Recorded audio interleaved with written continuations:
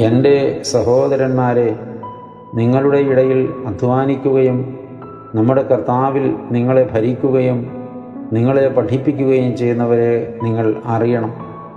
തെസ്സലോനിക്കർക്കുള്ള 1-ാം ലേഖനം 5-ാം അധ്യായം 12-ാമത്തെ തിരുവചനം.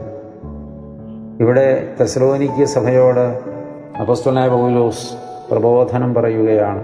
ഇപ്പോൾ നമ്മോട്, എൻ്റെ സഹോദരന്മാരെ, വളരെ താല്പര്യത്തോടെ വിളിക്കുകയാണ്.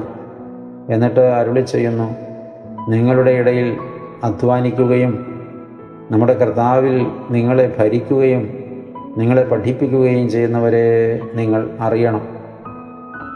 സഭയെ ശുശ്രൂഷിക്കുന്ന പുരോഹിതന്മാരെ, ശ്രേഷ്ഠ മഹാപുരോഹിതന്മാരെ, സഭയിൽ സുവിശേഷ വേല ചെയ്യുന്നവരെ,